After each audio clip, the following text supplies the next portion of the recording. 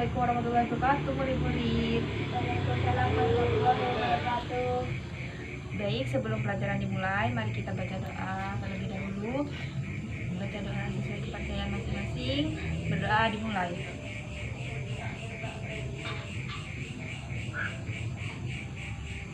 Berdoa selesai. Baik, akan Ibu absen terlebih dahulu. Nasril Ilham, Ibu, Muhammad Joko, Muhammad Ridwan. Baik, karena semua siswa sudah hadir, di sini Ibu akan memulai pelajaran hari ini, di mana kita hari ini akan pelajari bab sistem pernafasan manusia dan gangguan pernafasannya. Nah, kelainan dan penyakit pada sistem pernafasan. Yang pertama yaitu flu atau yang sering disebut dengan influenza. Penyakit influenza disebabkan oleh virus dan mudah sekali menular. Penularannya itu dapat melalui kontak langsung dengan cairan atau melalui cairan yang keluar dari penderita saat batuk atau bersin. Saat flu, hidung dipenuhi lendir sehingga mengganggu pernafasan. Nah, lendir inilah yang dapat menyebabkan penularan itu. Virus yang terdapat pada lendir itu akan menjangkit kepada teman-teman yang berada di sekitarmu. Nah, kelainan yang kedua yaitu asma. Asma adalah penyakit yang terjadi karena penyempitan saluran pernafasan. Penyebab penyempitan saluran pernafasan biasanya disebabkan oleh alergi. Contoh alerginya itu alergi debu, pasir, bulu, ataupun asap-asap kendaraan. Penyakit ini juga dapat muncul kembali ketika suhu lingkungan terlalu dingin atau ketika penderita mengalami masalah psikologis. Jika tidak segera diberi penanganan, penderita akan dapat mengalami kematian akibat sesak nafas. Jadi bisa disimpulkan bahwa sesak nafas ini penyakit yang tidak dapat disembuhkan karena akibatnya bisa sangat fatal. Kelainan yang ketiga yaitu faringitis. Keluhan utama faringitis itu adalah nyeri tenggorokan atau tenggorokan kita itu terasa sangat sakit. Faringitis seringkali disebabkan oleh infeksi virus, namun dapat juga disebabkan oleh bakteri, sehingga untuk penanganannya dibutuhkan antibiotik. Beberapa kasus faringitis disebabkan oleh alergi atau iritasi pada tenggorokan kita. Penyakit yang keempat atau kelainan yang keempat yaitu laringitis. Penderita laringitis mengalami peradangan yang terjadi di laring atau pangkal tenggorokan karena infeksi bakteri, virus, dan jamur. Nah, kamu bisa lihat sendiri kan di sini. Nah, terus penyakit atau kelainan yang kelima adalah bronkitis, gangguan pada cabang trakea atau bronkus akibat infeksi. Infeksi ini akan menyebabkan penderita menghasilkan lendir yang menyumbat bronkus sehingga penderita dapat mengalami sesak nafas. Lalu penyakit yang kelima adalah emfisema. Emfisema adalah kondisi di mana kantung udara di paru-paru secara bertahap hancur, membuat nafas lebih pendek. Emfisema adalah salah satu beberapa penyakit yang secara kolektif dikenal sebagai penyakit paru-paru obstruktif kronis atau PPOK. Merokok adalah penyebab utama emfisema. Jadi, bisa disimpulkan bahwa rokok itu sangat berbahaya bagi kesehatan paru-paru kita. Kelainan yang ketujuh adalah tuberkulosis atau yang sering dikenal dengan sebutan TBC. TBC sendiri merupakan penyakit yang disebabkan oleh bakteri Mycobacterium tuberculosis. Bakteri ini menyerang paru-paru dan menimbulkan bintik-bintik pada dinding alveolus. Karena ada bintil-bintil tersebut, proses difusi oksigen terganggu. Nah, penderita TBC juga sering mengalami batuk berdarah. Nah, kamu bisa lihat sendiri kan. Nah, gambar ini adalah penyakit TBC. Lalu kelainan yang ke-8 adalah pneumonia. Penyakit yang disebabkan oleh infeksi bakteri Diplococcus pneumonia, sehingga alveolus penderitanya akan terisi cairan.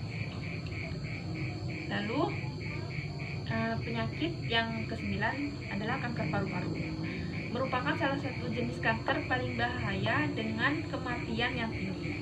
Terjadinya kanker paru-paru pada seseorang berkaitan erat dengan merokok baik aktif maupun pasif. Riwayat kanker paru-paru di keluarga, riwayat paparan zat kimia dan gas beracun seperti asbestos dan radon, atau menghirup udara berpolusi dalam jangka panjang.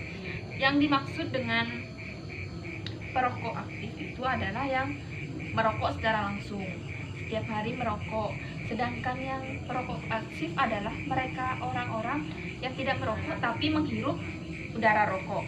Nah, itu juga dapat terjangkit penyakit kanker paru-paru. Malah yang lebih berbahaya itu bagi perokok pasif.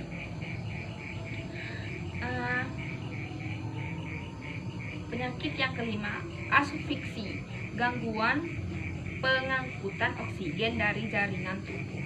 Nah, gangguan ini sering terjadi pada saat kalian melakukan kegiatan berenang.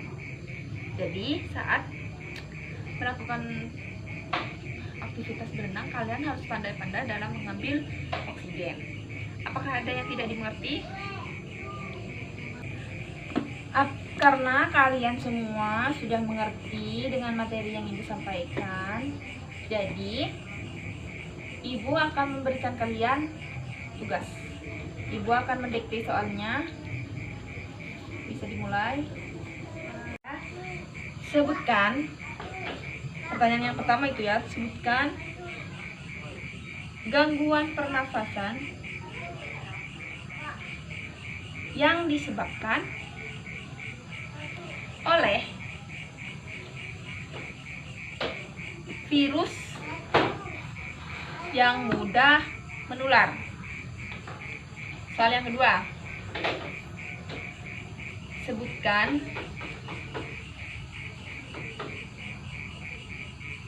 penyakit atau kelainan yang disebabkan oleh penyempitan saluran pernafasan. Soal yang ketiga, apakah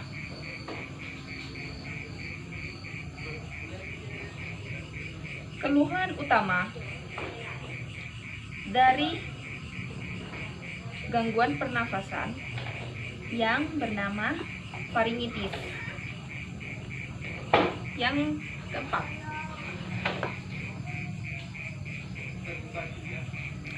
di manakah terjadi peradangan bagi penderita faringitis? Soal berikutnya,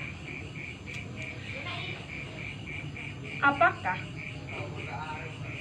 nama kelainan atau gangguan pernafasan yang terjadi di cabang trakea atau bronkus? Soal yang keenam, apa yang terjadi pada penderita emfisema?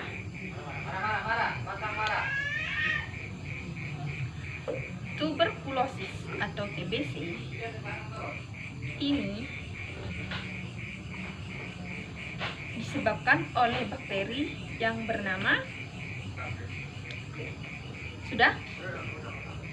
Soal yang ke-8, penyakit pneumonia disebabkan oleh infeksi bakteri Diplococcus pneumoniae. Apa yang terjadi pada alveolus penderita kelainan ini? Yang ke-9, kanker paru-paru.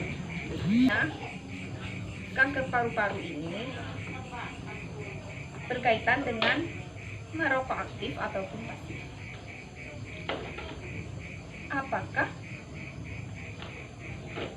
riwayat kanker paru-paru keluarga ini juga